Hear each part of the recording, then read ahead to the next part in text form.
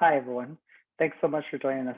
My name is Desmond Martin. I'm the Chief Learning Officer of NextWave STEM, and it is a pleasure to have you with us this afternoon as we dig into a really interesting, very timely, increasingly more timely subject, navigating the digital world through digital footprint, cybersecurity, and digital citizenship. It can be a continuously difficult thing to really understand what we do and don't know about what's happening with our information, with our data. As this last year, we have been using more and more digital tools to get our work, to get our schooling, to get our everyday lives done on a day-by-day basis. That is something that has massive implications when we think about the work that we do as educators and the lives in which not only our present students lead, but the students of the future lead.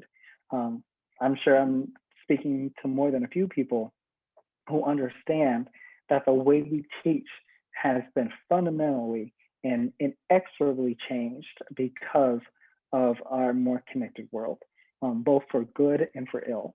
So today we're just going to dig into some more about what we should consider when we think about learning and teaching cybersecurity, especially as we're creating students who have to be more and more digital citizens. So excited for our webinar today. Before we get started, there are just a couple of ground rules to let you all know about. The first is that we are recording today's session. That means that if you need to step away, things are moving very quickly for many of us here in the US. We're coming to the end of the school year and things were already very hectic in a normal school year, and this school year has been anything but normal. If you need to step away, no worries. Everyone who is registered for this webinar will have the opportunity to watch it. We're going to be sending that recording out to everyone after today's session. And this webinar will continue to live on in our archives on our YouTube channel as well. So you can check NextWaveSTEM out on the YouTube channel. The second thing is that for our Illinois educators, we're so happy that you've joined us. This is a professional development session. This qualifies for 1 hour of professional development credit, and you'll be receiving a certificate of attendance, as well as your ISB survey for your attendance today here as well. For our other educators, we aren't approved in other states outside of Illinois as of the moment. However, if you are looking for that certificate of attendance to have, everyone will be receiving that email that has that certificate in there, so you don't have to worry about that at all. And finally, the chat is open. We can't see your faces and we can't hear your voices, but you can absolutely participate with us as we move through our session today.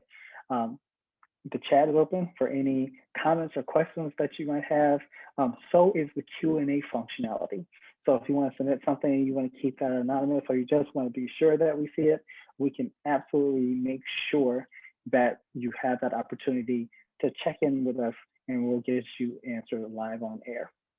With all of that being said, we will jump right into it. So for our webinar today, we are going to be covering some domains for educator and student cybersecurity learning. When we think about cybersecurity, that can be a very big catch-all term, and we want to define a little bit more what that means if we don't have a lot of experience with that ourselves. The second thing that we want to do is explore an example scope of learning for some introductory cyber security course for students. We want to consider that when our students start learning about cybersecurity, they have the opportunity to actually really cover not only basics, but things that are really actionable, things that will make a difference, and things that will translate to the next level of understanding for them.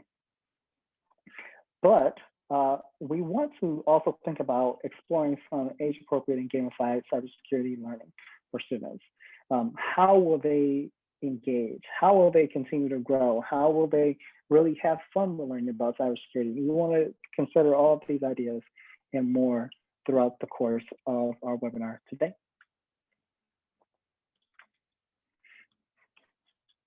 So with that being said, I'm going to make sure that our slide deck is going in the appropriate direction. And I want to take a little bit of time to introduce more of who we are at NextWaveSTEM. Without focusing too much on what you see on your screen, NextWaveSTEM, we are a young startup, educational technology startup that focuses on hands-on STEM learning for young people, K through 12. What we believe at the heart of our hearts is that young students are absolutely going to save the world. And they're going to save the world using robust technological solutions. That being said, the only way that our students are going to actually have that ability to learn those technological solutions is via a teacher. You all are the most important step in the process. Without teachers who themselves have at least an introductory understanding of technology and of emerging technologies, it is very, very, very difficult to have an educated generation to solve some of those most pressing and damaging problems that we're currently facing. So what we try to do at NextWaveSTEM is to empower teachers like you to empower the students of tomorrow. It's something that we are deeply passionate about. At NextWaveSTEM, we do that with hands-on courses in emerging technologies that really find themselves bucketed into 3 categories. Robotics and AI for our students who really like to learn about the integrated disciplines inside of the field of robotics. From there, we also teach about drones. Drones is an amazing way to learn computer science, so actually teach computer science, but also to explore some of the cutting edge things that participants, or I should say students, are going to be able to build in the future. It is an absolutely phenomenal opportunity when you think about the kinds of different applications that drones are going to solve for in the future, whether that's transportation or if we're considering things like construction or package delivery and logistics. It is honestly quite incredible to consider. But then we also have courses in 3-dimensional technology as well. That is really one of my favorite things we do at NextWaveSTEM, where we teach students about the engineering design process. That really gives them the opportunity to not only build using this emerging technology and build things that they couldn't have otherwise dreamt of or imagined previously. This also gives them the opportunity to actually close the engineering design loop and design solutions for real people to solve real problems. That, for me, is a complete game changer. It allows our students to affect real world change as students by doing some clever and really amazing design work.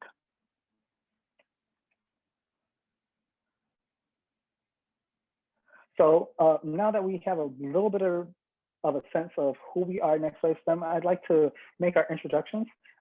It's not just me today during the course of our webinar, but I'm so proud to introduce our expert guest, Dr. Felix Davis. Dr. Davis is the coordinator and faculty and a member of the faculty, I should say, at the College of DuPage in the Computer and Information Technology program. Professor Davis, Dr. Davis, thank you so much for joining us. It is a pleasure to have you with us today. Yeah, thank you for the introduction. I very much am excited about this opportunity to share where technology and cybersecurity is headed in this current time, and looking forward to the future. So thank you so much. Absolutely. I'll reintroduce myself again. You'll see my face on my panel in color. That's my face in black and white. I'm Desmond Martin. I'm the Chief Learning Officer of NextWaveSTEM, and I will be facilitating our discussion today alongside Dr. Davis. So with those introductions down, we will jump right into it. So it's useful to set a baseline. And Dr. Davis, I know this is really your field of study. I'm laying some things out, but if you at any time want to jump in here and add in a little bit of the expert view, feel free to do so. I love it when we have collaboration live on air. We want to consider first and foremost this idea of what cybersecurity is. And it's useful to start by stripping that word back a little bit and just thinking about security generally, just specifically, what does it mean to be secure? So we'll just start with an example. The idea that many of us might have is just keeping something safe. And we think to ourselves, okay, how do we protect our keys? I am notorious, and you don't have to ask my wife about this, she would tell you, but I'm notorious for having my keys end up in weird and strange places. I don't know how it happens. I've got my keys in my pocket right now because I'm a little bit more cognizant in preparation for our session today. But when we think about protecting our keys, a physical item, this presents particular security things we have to think about, specific domains and concerns. A key, just think about what a key is. A key is an object that's designed to facilitate keeping something safe. Keys, generally speaking, go into locks.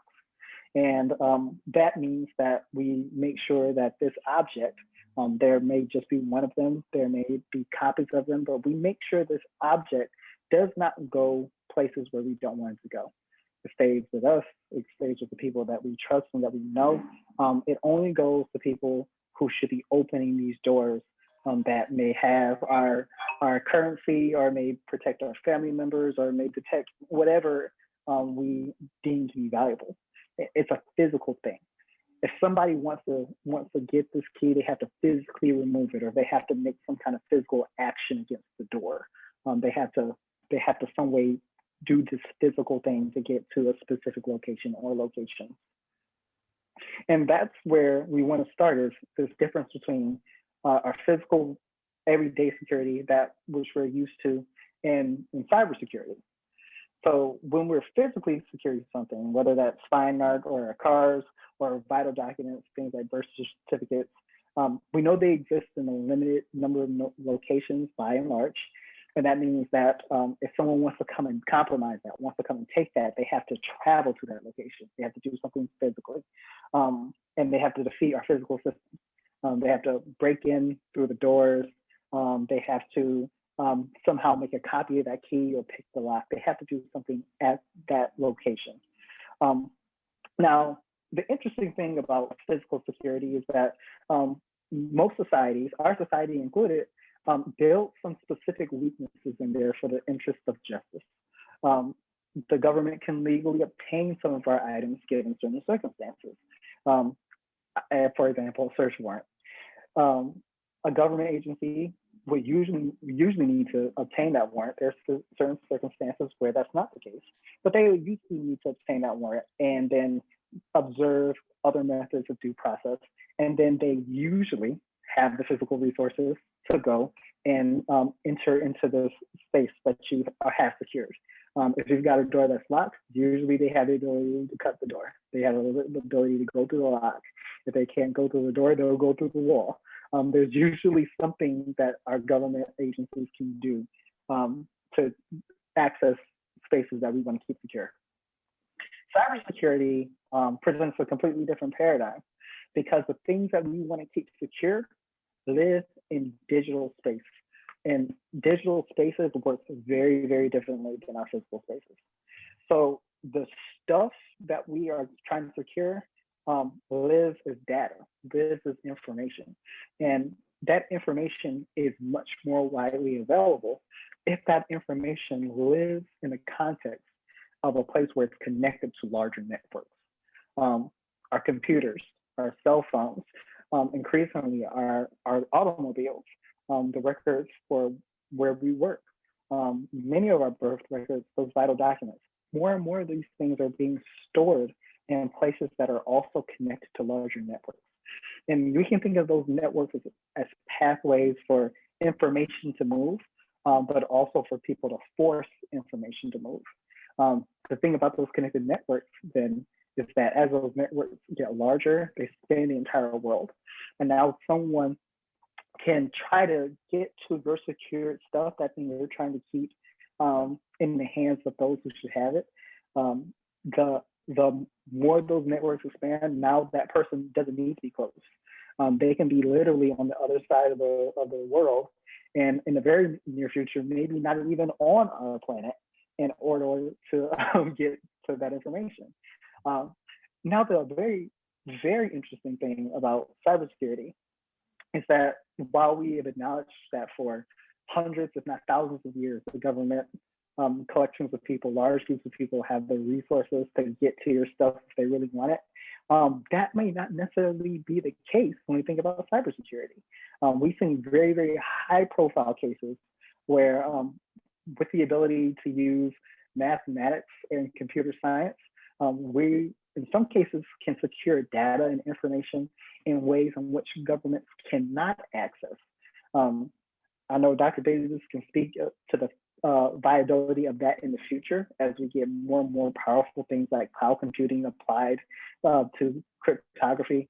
But this becomes an interesting situation that cybersecurity done right has the ability to secure digital information with a lot more power than what we currently use to secure physical things.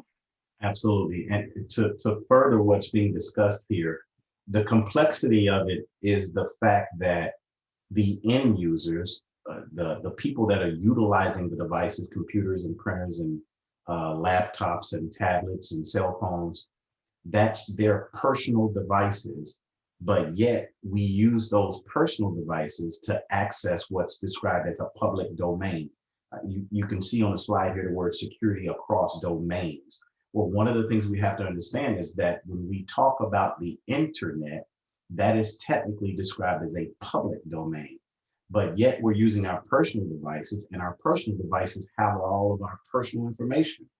So the complexity is we have personal devices with personal information, but we want to have access to a public domain, but we don't want things in the public to access our private information. And that's where the complexity comes in at. This is what makes it so beautiful, but this also creates complexity, which leads to opportunities. When you look at cybersecurity and you think about from an occupational perspective, all the other occupations that are out there, doctors and lawyers and educators, those occupations have been around for thousands of years. But when we look at the field of cybersecurity, or even if we take it broader and say IT, the internet is very young, relatively speaking. So when you take that, but then couple it with cybersecurity, which is even younger, that now broadens the opportunities. And that's where education is such a critical part. That's why I actually left corporate America to get into the concept of education, because I enjoyed it so much, but I also recognize the critical importance of being educated. And a lot of times when I talk to parents and younger people about education and cybersecurity, there's a misnomer, oh, you got to be very techie, you got to be a coder. That's just not the factual detail of that. There are so many arms of cybersecurity that I can't even explain them all in the time frame we have available. But in the education, the earlier we start, the easier it becomes. And when we say earlier, it could be simple. What math do you take in high school? That can be critical to success in a field in IT and cybersecurity. When we talk about English and speech and writing, there are specific ways to write relative to technical components as opposed to our standard every day. So those things are critical, and I appreciate the concept of it being notified across domains and understanding the public domain. Sorry, Desmond. No, that was perfect, and I appreciate that, because that becomes real.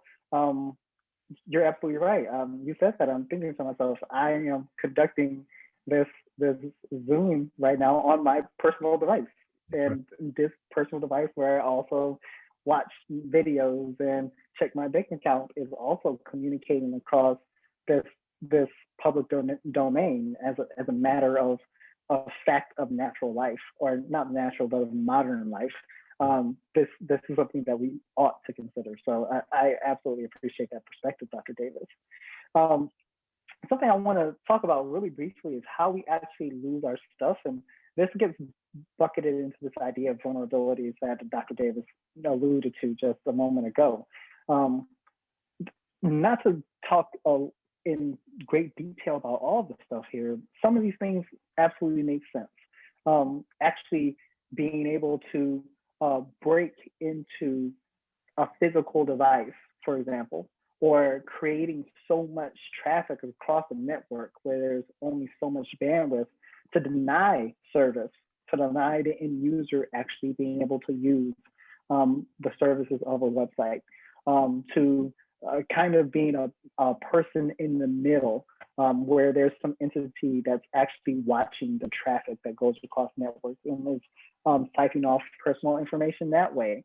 But something that's really interesting that many people hear about is this idea of phishing, specifically in social engineering more generally. And Dr. Davis, you'll probably be able to speak to some of the trends here a little bit. It seems, at least in popular news media, we're hearing more and more about phishing attacks, people who are opening emails or clicking on things in their emails that they shouldn't be clicking on, and social engineering, this cultivated idea of taking the information that's available to you or available to others about you online, and then somehow compromising further information that you don't want to share. Yeah, absolutely. So when we look at these topics that are listed here, backdoor, DOS attacks, eavesdropping, phishing, social engineering, these are all technical terms that some people are familiar with, some others may not be as familiar from a tech. All of this means your data is vulnerable. That's what this all results in, is that no matter what device you have, one of the things that I teach in my cybersecurity courses is that the only 100% secure device is a device that is not turned on. That's number one issue we have to understand, is that if that device is turned on and connected to a network, it's vulnerable. So the question becomes, what do we do to protect our information, the data? And there are different ways. There's the physical aspect, putting firewalls and things of that sort.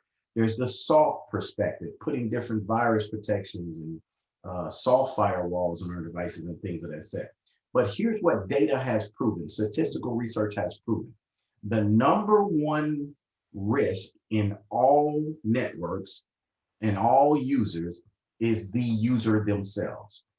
Out of everything we've talked about, the number one risk is social engineering. And so just in case there are those that are not familiar, let me explain. Social engineering is as simple as this. Someone makes a phone call and talks to an individual, and that individual shares some information. Doesn't mean they actually tell someone their name or their password or anything. They just have a social conversation, who they are or what their favorite sport team is, or what's their dog, or where their spouse may work. And that's collecting personal data that then now becomes a tool. It becomes weaponized to attack that individual or that company or that organization. That's social engineering. That is the number one hole or risk or vulnerability today. So the number one piece of what needs to be happening, in my opinion, across all cultures, across all boundaries, across all grades, is a form of cybersecurity education, social, or what I would call social citizenship, meaning that we learn how to live in this new environment we're in. And the pandemic has now pushed this even further, because everybody now has to deal with this remote environment. So the criticality of a education at all ages, whether you're 90 years old or whether you're 9 years old, that it is so important that we not only understand how to use the technology, but we understand how to use it properly. And when we create accounts and when we use TikTok and all the social platforms that are available, that we understand that when we interact with those environments, we're putting ourselves at risk. So how do we utilize them, but utilize them safely? One of the big things that has been around for years is something called the digital divide. Historically, that meant there were people who did not have access to the internet, and there were those that did. So those with internet access had a huge advantage over those who did not. Well, that's slightly changed. That still exists, don't get us wrong, but it has now shifted, because now there are those who now have access to the internet, but they don't know how to access it and use it properly or safely. So the digital divide has not gone away. There are those that argue, oh, the gap has closed. And I argue it has not. In fact, it's gotten wider, because everybody now has using the internet, but we're using it in different ways. So Desmond, I appreciate that opportunity as well. Yeah, definitely. And I think you're talking about the also engaged when we think about social engineering is how big our digital footprints have actually gotten. To your point, especially now because of the rise of social engineering, which there's no way to get around it. It also encompasses the rise of the social networking service. The Facebook, as it was known back when I was a high school senior, so I'll just go ahead and date myself now. The Facebook, little did we know that this would literally be a service that would change elections, that would redraw political maps, that would connect people who otherwise might not have ever connected again, that have shaped the future of even climate change. This is this powerful ecosystem, not just of Facebook, but of so many other big tech companies that fundamentally changed our digital footprint, where it might have been only so big before then, and now there's running records of what we are doing online, some of which we understand really well, some of which we have no understanding of at all.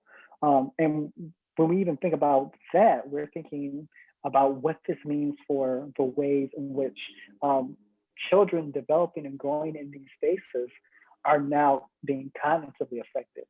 We're thinking about this, the way this changes our workforce culture and expectations. I don't have to tell any of our educators on the line what their staff meetings have turned into in the last year, thanks to the ability to do our work online, but also what that means for our systems of accountability and assessment. And at the bottom line of it, which is big and bold here, are just these issues of privacy. What information are we making available that we actually did not intend to make available? Absolutely. So with that being said, I kind of want to dig into this idea of what Dr. Davis spoke about before, of student pathways. This really critical need for our students to learn how to have a cybersecurity awareness across not just grade levels, but continuous learning as well. And I really want to put this to you, Dr. Davis, here.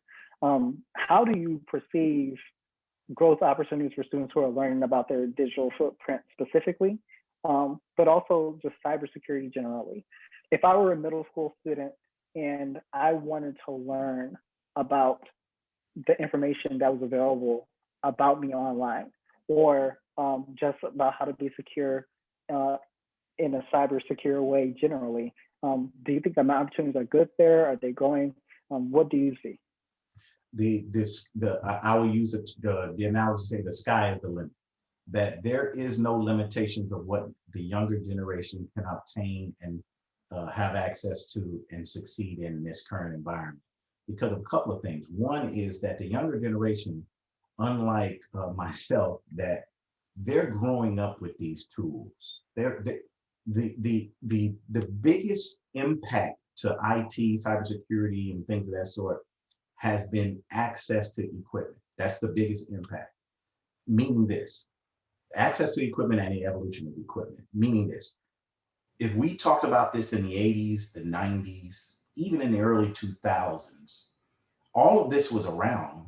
The internet is basically starting from the early 80s, 84. There's some debate about when it's come about. But the issue is this, that cell phones and computers have come down in price so much that they are now accessible to almost all populations. Not everywhere, and because we could start, if we start looking globally, that becomes a skewed data, but at least from North America, that the vast majority of people have access to the network somehow, whether it be a cell phone and or a computer. And the bigger contributing factors to that are cell phone prices have come down, or at least ways to obtain them. They still expensive, don't get me wrong. $1,000 iPhone is astronomical in my mind, but that's why I still have an iPhone 6, but that's a different subject. uh, but young people have access to this technology. So now the question is, how are they using it, and are they being good citizens with it? And we could debate this. I have debates in my classes about this because I have people from just got out of high school to what we would call senior citizens in my class in some cases. And there's always these debates. And one of the terms that I've heard used to describe the millennial generation is a YouTube generation. Uh, that they tend to watch more things, and some of that is accurate. I have a son who will watch an NBA playoff game on his cell phone, and we have a 60-inch television in the house, but he'll watch it on his phone. I still don't understand that philosophy, but that's the generation. That's how they function. That's how they operate. So the opportunities for this are unlimited, meaning there is not one occupation, in my opinion, that I could come up with. This is a question I pose to all my classes. Tell me one occupation that does not utilize networking in any way. And it's very difficult for them to name an occupation where networking, which also includes cybersecurity and things of that sort. You know, the closest thing they'll say is like a barber. And I'm like, please, I see barbers all the time that have iPhones. They have the, what's the device where you swipe your credit card? They're taking payments constantly. You know, the bigger change is, where are we headed? You know, money as we know it now is constantly Bitcoin, and all these digital currencies change. That makes cybersecurity and networking enter into every aspect of our lives. Medical, the pandemic proved this, that, okay, you cannot no longer just go into your doctor's office. You now need a remote digital experience engaging with your doctor. I've seen my aunt have a doctor's visit. She had to get close to the camera, open her mouth. We're seeing our entire aspect of our life, every aspect of our lives, constantly changing. And cybersecurity is at the top of the list. Look at the job statistics. It is number 5 last time I looked for job opportunities. That's actually a really interesting segue, because you sit at the tertiary level as a college faculty member. You've worked in this industry for decades.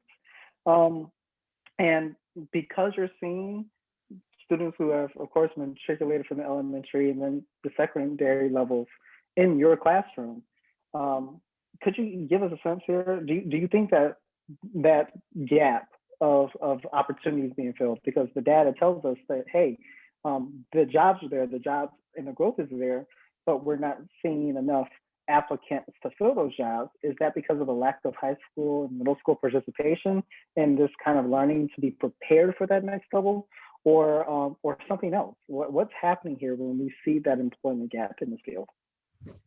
Yeah, so this is one of the things I looked at in my doctorate, research for my doctorate degree, is there are multiple facets that contribute to this. Absolutely, starting at as low as, early elementary.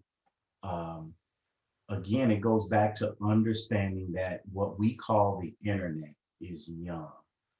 If we go back to the 80s and 90s, you couldn't have went and got a master's degree in IT. It didn't exist, very rarely. So now, how do you expect an educational system to contribute to that? And that's where the gap comes into play, that if educators are not connected to the cybersecurity career, the IT career fields, they won't know that the math that they're actually teaching is critical to success in IT. So that's a big part of it. So that is a contributing factor, how early we start. We're hearing STEM and now they're even saying STEAM. You know, that term is evolving constantly to get broader because there is a gap. But also what's not known is the career fields that exist in IT. You can talk to, if you talk to the younger generation, they know about doctors and they know about, you know, athletes and they know about teachers and all these other professions. But for, you know, a fifth grader to say, I want to be an IT engineer, that's a uniqueness. Typically, that comes from them being close to someone who works in that field.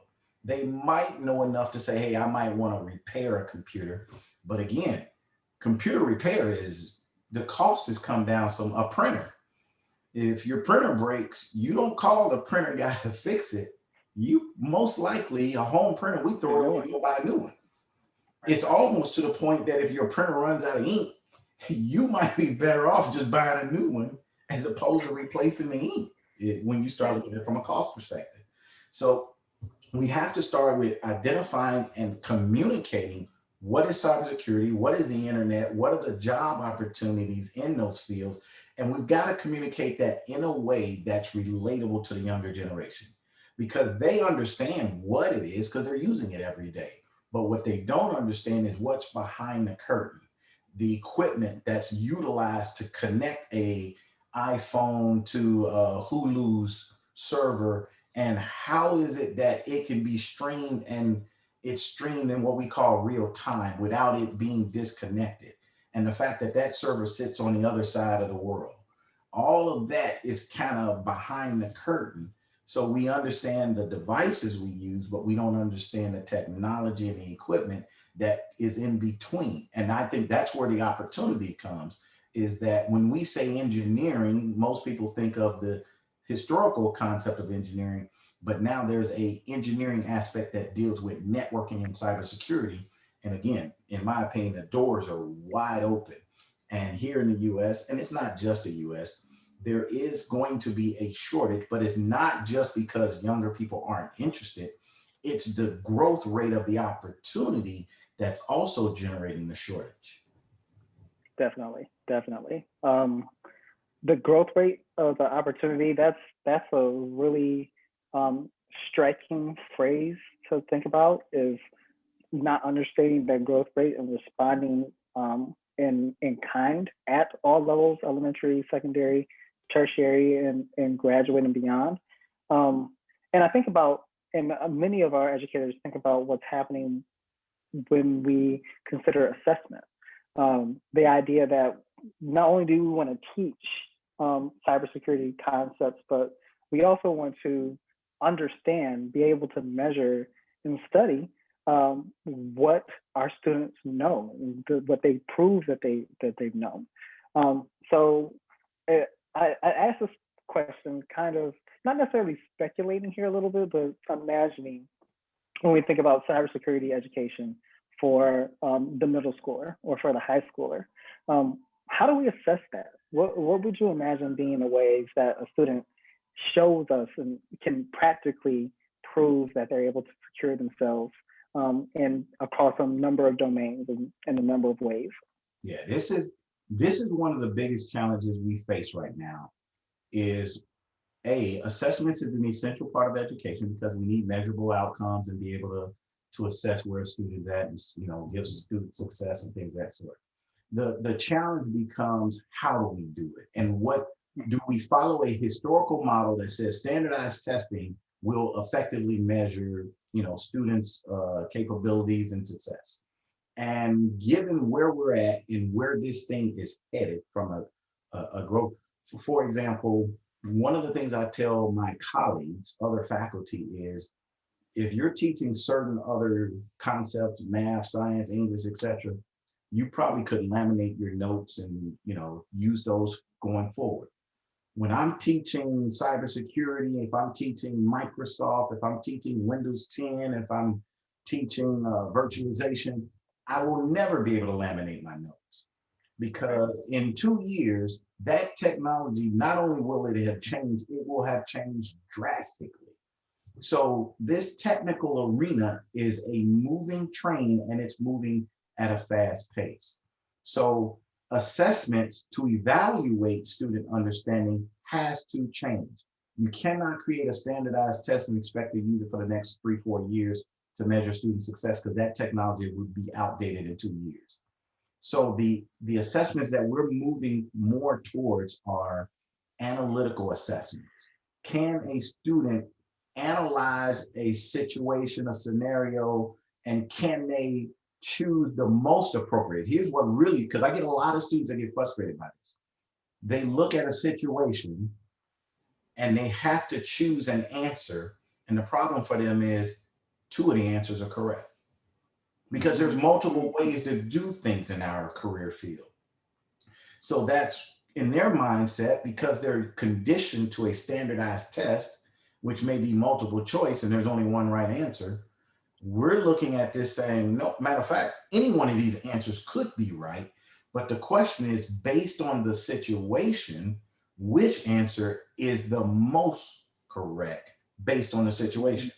And then 2 questions later, you give them the exact same scenario, but something in the situation has changed, which now makes the answer different. And that's where this has to evolve. So analytical thinking has to be the key component of future assessments when it comes to networking and cybersecurity, in my opinion. Dr. Davis, when you said which answer is most correct, I'm putting a pin in that answer, and I might put it up on my pegboard here. But I'm putting a pin in that answer because we're going to come back to that. I'm going to turn you into a little bit of a philosopher in just a couple of minutes here. But to even go a little bit further, because you're right, we need to analyze and consider the situations. Would some of those situations in your mind be situations where students at the high school and even middle school level are practicing not only defensive cybersecurity, but offensive cybersecurity? Is it appropriate in your mind that students should also know how to protect themselves, but also how to attack? Absolutely. It's critical. We call it the red team and the blue team. You have to know, in order to protect yourself, you have to know what your vulnerabilities are. Well, how do you learn that? You expose them, you find them, you penetrate them. So absolutely, you have to be able to play, I'll use a football and now you have to play both sides, offense and defense in that regard. And the assessment, furthermore, what's critical to the assessment factor is what I'll use the term, we call it hands-on. That you can go read the book and understand the theory of it, and you might be able to get started, doing some certain things. But the criticality of it becomes when you put your hands to work and you actually execute something, whether it's writing a script, writing a piece of code, implementing a firewall, opening a specific port but it's that hands-on reinforcement, the practical component of it. So when I teach my classes now, and I have high school students in my classes, especially in the summertime, because we have what's called dual credit, that they're still in high school, they take certain classes. We have an agreement between our college and the high school. It's part of your pathway discussion because we're heavy into the pathway discussion, working with high schools and identifying what math, what English, what science, what classes they take. And what we have agreements also is there are certain classes related to cybersecurity that they take in high school and they're receiving college credit for it. And what we run into is that those high school students, they show up, they've already taken that dual credit course, and now they're coming in. So what we do is, in addition to having an analytical scenario or test question or things of that sort, is now we got a practical component. We will create a virtual machine and say, okay, you got to create and install Microsoft Server, and you're going to create a second virtual machine and install Windows, and you're going to have them communicate. Now that's moving well and beyond, because that's the skill set that employers are looking for. So now they're able to move from a theoretical environment, understanding what protocols and how applications work, into an analytical perspective. They're analyzing issues and troubles and, making effective decisions based on situational scenarios. But now they're actually implementing it and putting it into practice with practical component, whether it be virtual. And we have we're blessed enough that we have significant funding. We have a lot of actual equipment where students put their hands on physical routers and firewalls and things of that sort. So it's a combination of practical scenarios as well as the analytical that kind of helps with the assessments. That's awesome. So be on the lookout for your student hackers who may take a course at the College of DuPage and come back with some skills that you didn't know that they had. I'm recognizing just that not necessarily a threat, but I know I once was a 14, 15, 16-year-old, and I didn't quite have those toys to be as mischievous as some of our students do now. But with that being said, we also want to consider, okay, if I'm a student, where do we go from here? And I think the first thing we might want to do is continue to use our imaginations and say, okay, if I'm a high schooler, if I'm an elementary schooler, and if I wanted to begin a cybersecurity curricula, what's the first step? What's the first thing I need to do? Yeah. So I think the first thing we need to do is incorporate cybersecurity into existing curriculum. A lot of times we're off trying to create new curriculum and have a dedicated cybersecurity 101 course and things when there's valuable opportunities in existing curriculums. So I think we start by analyzing existing curriculum and identifying what opportunities are available within current curriculum. And it might just be adding a chapter, an exercise, a lab, what have you, to existing curriculum. What also, in my opinion, has to go along with that is an educational component that identifies what are the career fields in cybersecurity. It's one thing just to tell me what is cybersecurity, but if I'm a middle schooler, why should I care? Is the reality. And most of society has understood that the reason we go to school is to get an education for the purpose of going to work and getting a good job. That's just a natural behavior. We also want education for, be good citizens and things of that sort, which goes back to, even with that, we need young people to be good digital citizens. So even with that being said, I would say we start by leveraging the opportunity to integrate what we're describing as cybersecurity into existing curriculum, and then expanding it from there with a pathway where we now move from elementary to a pathway to high school, so that those students that come out of elementary already know where they're headed in high. When I get to high school, I'm going to take this course because it built on what I learned in elementary. And from there in high school, the golden, egg is, okay, I'll take courses where I get dual credit. It counts in my high school and it counts towards my college degree. So now when I come out of college, and the piece of the puzzle that's missing that the typical non-technical environment may not be aware of is what I call certifications, industry certifications, IT certifications, that 95% of our program is mapped to an industry certification. Because again, this career field is young. So historically, there were challenges finding people with advanced degrees in IT because it didn't exist. It was young.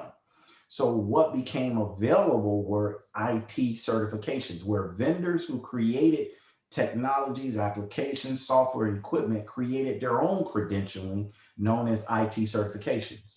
So what we've done is partnered with them. They're not, some institutions and faculty I've talked to look at them as a competitor. I don't. I value them. I see them as a contributing factor to my curriculum. They're out in front creating the new technology and things of that sort. So we are actually a Cisco Academy, Microsoft Academy, VMware Academy, CompTIA Academy, and some other ones that I can't even remember right now. So we have partnered with them. And what we do is we look at the objectives of our curriculum and evaluate, does it align to the cutting edge technology? Well, that same opportunity, in my opinion, exists all the way down to middle school. is giving people not only access to the information and the education, but giving them access to the technology, but then also aligning it where when you come out of high school, most of our dual credit opportunities allow those students to prepare and sit for an industry certification. So they theoretically could come out of high school with a CompTIA A+ certification, a CompTIA Security Plus certification, and a CompTIA Network Plus certification. And that's huge. Now they're transitioned to college. They've got anywhere from 6 to maybe 15 college credits. They've earned a credential. So now they could actually go get some employment and be in conjunction with being a college student at the same time. And our degrees also transfer to Lewis University, U of I, DePaul, Governor State, and we're working some other relationships. So again, pathway. If we could get that's early on, tremendous. it points all the way through there. And I mean, some of that goes into what we call 3+1, where they could come out with a master's degree and earn, 5 or 6 IT certifications along the way. And now they're well prepared for a career in IT and or cybersecurity. That's a tremendous thing to think that our students are more prepared when they hit that high school level, where they're even able to do the dual degree track, which again continues to fast track them into these careers, just to increase that participation by really intentional inclusion in current curricula. That's tremendous to think that we don't have to start from scratch here, but we can actually integrate this and see more outcomes. I would love to continue to ask you some hard, big questions. You've got some great answers. So the next big general question here, thinking about our students. Okay, we got an education pathway. If you had your druthers, if you could remake the world in the way that our students interact digitally in the world, how would you want to see our students managing their digital footprints? Would you want to see our students managing that, or would that exist in another authority? What would that look like if you had the ability to wave your hand and remake the world as you saw it? Now, this is a difficult question. This is really difficult because what you're touching on is a concept of regulation, right? It could get into regulation. That as it stands now, the internet is technically unregulated, right?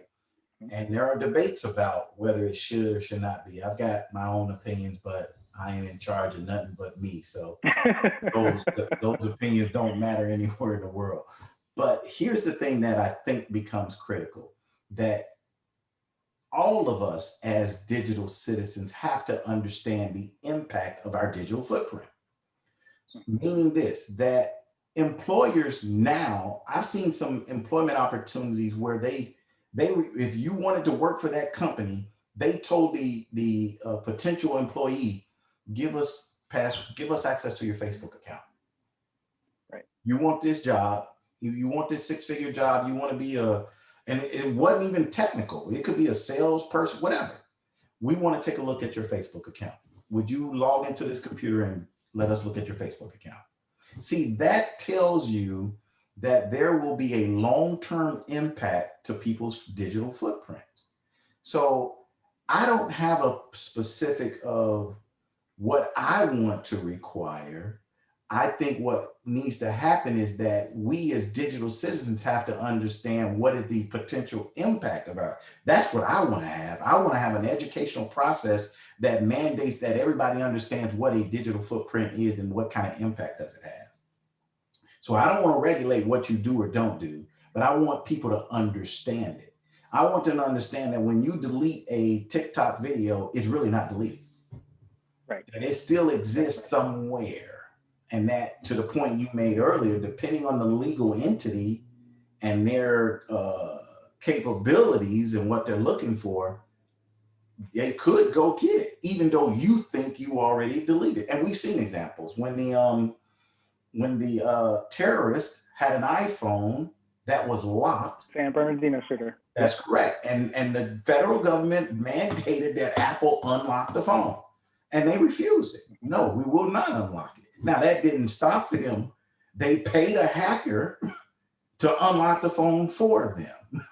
So it just goes to show that the only secure device is one that's not connected to the network, one that's not turned on. So if every device connected to the network is at risk, how do I become a better citizen? How do I navigate this world that we're living in? And I think that's what's most important, is the educational understanding of a digital footprint, so that students and people and young people and old people, that we can all more appropriately manage it and make an educated, informed decision before we click, yes, I want to subscribe to that site or what have you, understanding what you just did when you clicked yes. That is a very, very considered answer there, to say, okay, instead of regulating and making decisions, the bite from the tree of wisdom here is what we need for everyone, so that they can make the better decisions for themselves. I love that answer, and I love that answer so much. I'm going to ask you what I believe is an even more difficult question, if I could say it this way. And the reason I say this is because I'm returning to that answer you gave a little while ago when we talked about your students having to make the most correct choice for the situation.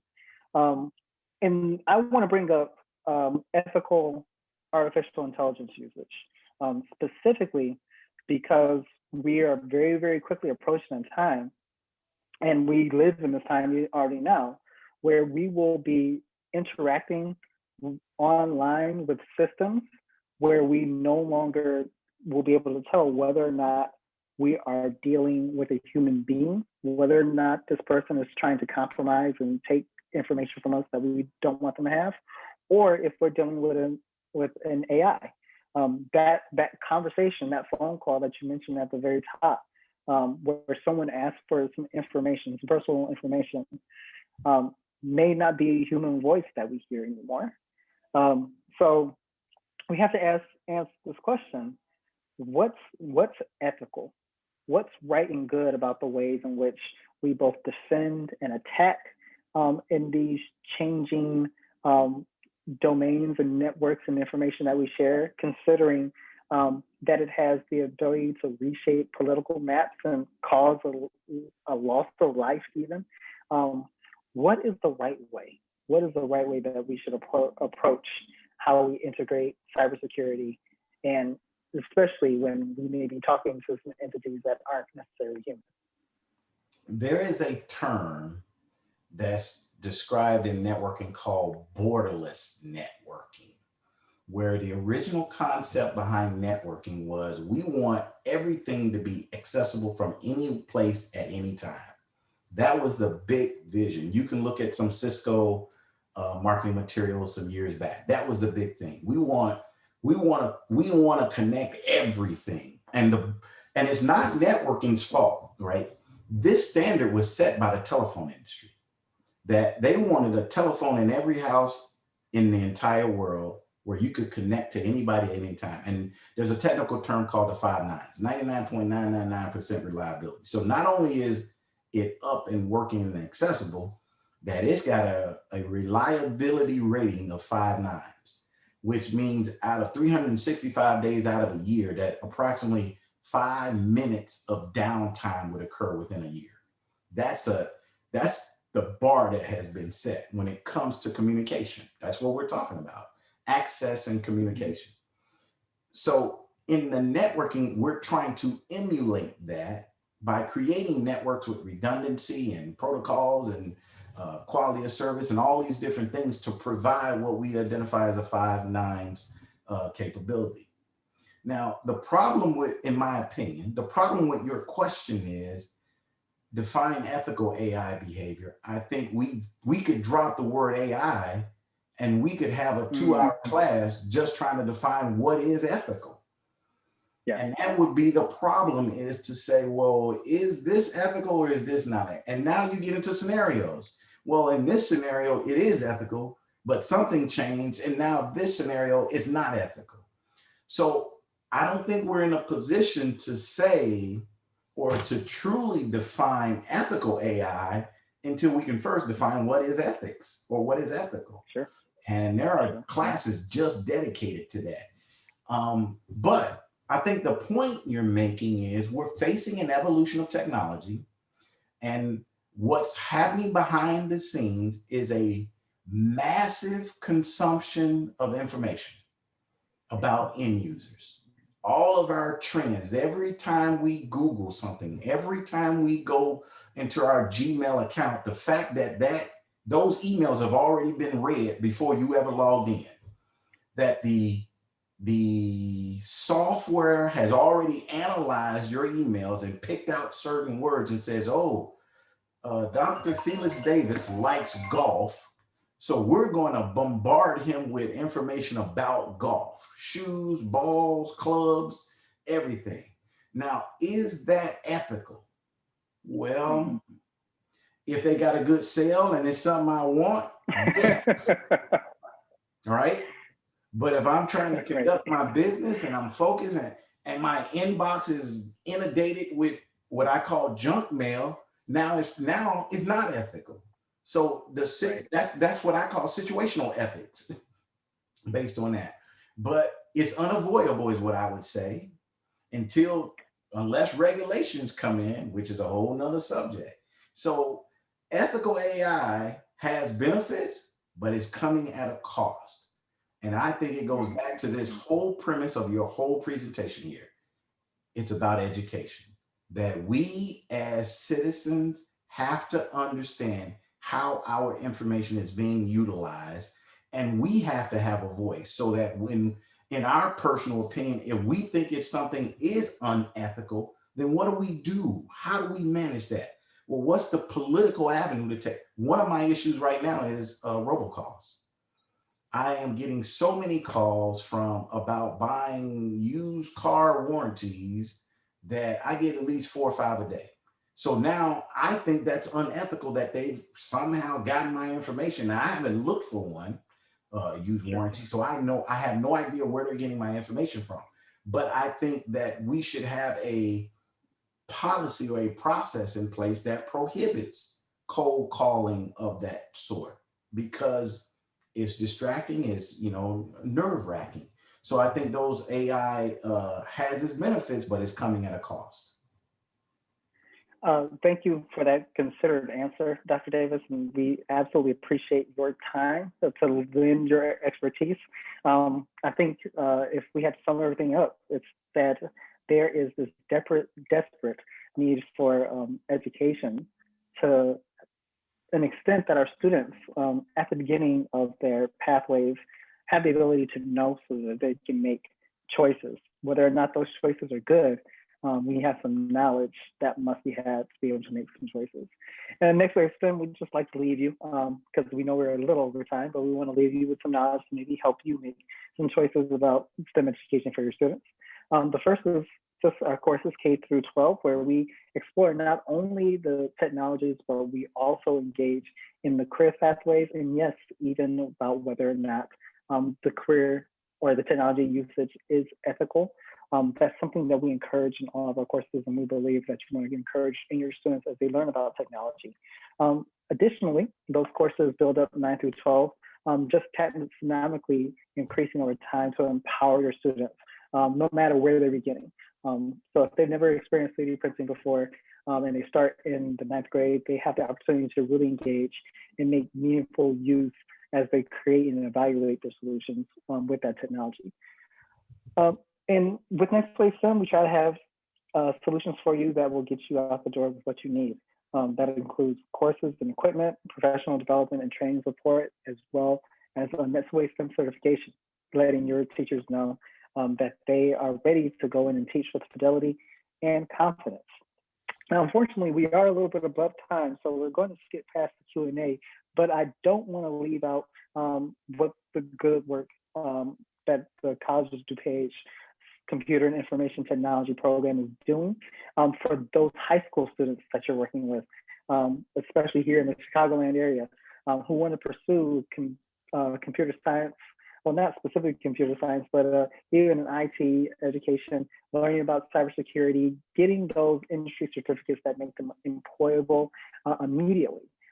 This is a great pathway for them to begin. And no one knows the program better than Dr. Davis. So Dr. Davis, you want to tell us a little bit more about that good work that you're doing? Definitely, and I'll be brief. I know we're tight on time.